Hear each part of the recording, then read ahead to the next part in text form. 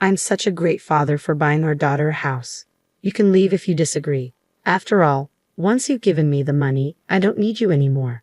Those were the arrogant words of my husband, who made the unilateral decision to buy a high-rise condo with my money. But it turns out he had a shocking plan in mind. As soon as I heard it, I retaliated without a second thought. I went to my room and brought out our divorce papers. "All right, here are the divorce papers." The look on my husband's face was priceless when he saw the divorce papers. I suppose he never imagined I'd have them ready to go. But the real counterattack was just beginning. I couldn't help but smirk.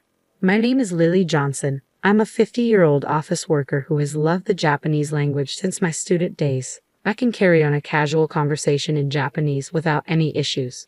When I was 23, I married for the first time. Unfortunately, my husband left this world just 6 months after our wedding. The cause was a traffic accident. He was hit by a drunk driver. Back then, I couldn't accept the harsh reality and lived my days with a gloomy face. I received $500,000 in life insurance money after my husband's death, but no amount of money could bring him back.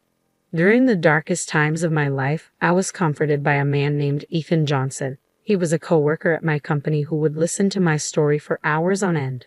Over time, I found myself falling for him, and we married when I was 25. I never forgot about my first husband. I still vividly remember the times we shared, and I decided to keep the life insurance money untouched for emergencies. A year after marrying Ethan, we had a daughter, Mia. Maya is now an illustrator living on her own. With her grown up, one might think I'd have a peaceful life with my husband, but that's not the case. Our relationship started to deteriorate when Maya was in her junior year of high school because we couldn't agree on Mia's education. From the time Maya was born, Ethan had mapped out her future on his own. He repeatedly expressed his wish for Mia to attend a prestigious university, believing it would open up more opportunities for her future. He even enrolled her in tutoring services since elementary school. Ethan never pushed Mia too hard to study, so I didn't oppose, but Maya loved drawing more than studying, even as an amateur. I could tell she was incredibly talented. I had a hunch she might make it in her career someday. That hunch turned out to be right when, during her junior year of high school, Maya announced, "I want to be an illustrator in the future, so I want to go to an art school for university." I wanted Mia to pursue what she loved, so I agreed, but Ethan was vehemently opposed. "Go to a prestigious university like Harvard. After graduation, work for a big corporation. It's more secure, and you'll be happier," he yelled, completely dismissing Maya's dream. Even when Maya suggested I could start by working for a company, Ethan wouldn't hear it. "An illustrator? You're just playing around drawing pictures. I didn't invest all this money in you for you to have such a frivolous career," he said harshly. I found myself stepping in. "There's no need to speak like that. It's Maya's life. Let her try," I said, but that only made Ethan angrier. "Maya is my daughter. It's a child's job to fulfill their parents' dreams, and if she lives as I say, she's guaranteed to be happy." He spouted such nonsense. There's no guarantee that attending a renowned university or landing a job at a big corporation equals a happy life. It was shocking to realize Ethan held such a distorted belief. I had hoped he would eventually come to understand and support Mia's decision, but that was wishful thinking. Despite our attempts to persuade him, our efforts were in vain. A deep rift formed between us. While I took on all the financial responsibility for Maya's education and living expenses, he seemed dissatisfied. I remember his constant complaining and snide remarks. Despite all this, Maya was admitted to her first choice art university and worked hard on her studies. She landed a job as an illustrator at a certain company and started living on her own. Though there are tough times like working through the night and on holidays, she's doing well. However, my husband still refuses to accept Mia's job. He constantly complains, saying we wasted money on tutoring services and that it's embarrassing to have such a failure as a daughter. I thought his views would change once he saw Mia standing on her own, but there's not even a trace of that. He's also been harsh towards me for siding with Mia. He yells about the food tasting bad or the cleaning not being done almost every day despite not being able to do any housework himself and leaving it all to me. At this point, I realized that this was his true nature. He seems to be the type of person who can't stand when things don't go his way. He was kind when Maya was obedient but changed dramatically when she expressed her desire to become an illustrator. It's probably due to his personality. Being at home was painful for me, and the company became my place of comfort. We work at the same company but in different departments so we can avoid each other. This made it easier to endure the growing tension at home. I received a certain offer, and hearing it, I made a big decision. One day, my husband suddenly said something unexpected. I've decided to buy Mia a brand new high-rise condominium. Maya is still my precious daughter, after all. I want her to live somewhere nice. I've already started the paperwork with a real estate agent. Despite his contempt for Mia, this sudden turn of events aroused suspicion. Moreover, I wondered if he had the money to buy a new high-rise condominium. Seeing my reaction, he smirked. Don't worry, you're the one paying for the high-rise condominium. What? Hold on a second. You can't just decide something like that without discussing it, I retorted. Ethan just scoffed. I know you've got $500,000 from your previous husband's life insurance, right? You can buy it with that. With your money, I'm going to live in the high-rise condominium with Mia. I had to put up with her, so I'm planning to make full use of her. You and Maya are ultimately my property, so just obey me. A surge of anger rose within me. He had decided to buy the high-rise condominium despite Maya and me. I couldn't comprehend his way of thinking. Incredibly, he carelessly revealed his scheme and intentions. Besides, there was no way I was going to let my important life insurance money be used for such a thing. I am truly a good father, buying a house for my daughter. If you oppose, it's divorce. Just give me the money, and I'm done with you. The moment I heard that, I struck back without mercy. I went to my room and brought out the divorce papers. Fine, here are the divorce papers. When I showed him the divorce papers, he was stunned. He must not have expected me to have them, but the real retaliation was just beginning. I smirked, facing my bewildered husband, and explained what I had been considering for some time now. I can't trust a man who discriminates against his own daughter like that. I'm tired of living a life where I'm constantly criticized by you. I decided a while ago to divorce you. I was just waiting for the right time to bring it up. And then you said you wanted a divorce. It worked out just fine. He must have intended the divorce talk to be a threat. Completely flustered, he stammered, you see. Ignoring him, I filled in the divorce papers. Come on, you write it down too. You want to be free from me too, don't you? When I urged him, he reacted in rage. What do you mean, divorce? It was just a joke. What are you thinking, bringing out divorce papers? Hearing that, my anger reached its peak. I don't understand you either. I don't understand why you would buy a high-rise condominium just to spite your family. If you say we can't divorce, I'm willing to consult a lawyer. Begrudgingly, he filled in the divorce papers, but he was furious, saying, Remember this? It seemed like he would retaliate in some form if I stayed in the house. I immediately left the house and submitted the divorce papers to the office. When I reported everything to Mia by phone, she was as angry as I was at my husband's outrageous behavior. That's terrible. You're right to divorce him. You can stay in my condo for a while, she said. I decided to take her up on her offer. That night, Maya and I discussed and planned our retaliation against my husband. About a week later, on a day off, Maya and I visited the house where my husband, or rather ex-husband, lived. Even though I had been living there just a week ago, it felt like someone else's house. When we rang the doorbell, he came out immediately. What do you two want? Did you come to apologize for what happened? My ex-husband asked, looking down on Maya and me with a condescending gaze. I was quite irritated but swallowed my anger and spoke in a slightly weak voice. That's right. I came to apologize because I thought I had done something wrong. I'm sorry, Dad. Maya also made a remorseful face, quite the actress. However, my ex-husband didn't realize it was a performance and seemed genuinely pleased. I see. So you've decided to reflect on your actions. I'm happy. However, he seemed curious about the bags we were carrying. What are you doing with all those bags? We were carrying bags that were filled to the brim in both hands, tied up so you couldn't see inside. I took a stack of $10,000 bills from one of the bags. By the way, this was real money.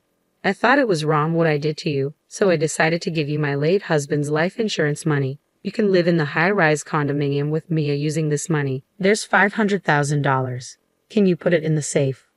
My ex-husband was entranced by the $10,000 stack of bills. Sure, please put it in the safe, he said, easily letting Mia and me into the house. Even though it had only been a week since we left, the house was littered with laundry and garbage. Come to think of it, my ex-husband was very bad at tidying up and doing housework. Imagining that he must be having a hard time living alone, I couldn't help but smile. Maya and I stuffed the contents of the bags into the safe. However, we put the $10,000 we showed him back in the bag, not in the safe. Fortunately, he wasn't watching us as he went to the kitchen, saying, "I'll make some tea." When I returned to Maya's condo, I packed my bags and went out again. I was setting out on my own to a new place. "Take care, Mom." Maya saw me off with a smile. "I'll contact you when I settle down. Take care of yourself, Mia." I left Mia's condo with a smile on my face. 2 days later, I was asleep in my new home. When I received a call from my ex-husband, he asked, "Hey, what happened to the $500,000? There's nothing but garbage in the safe."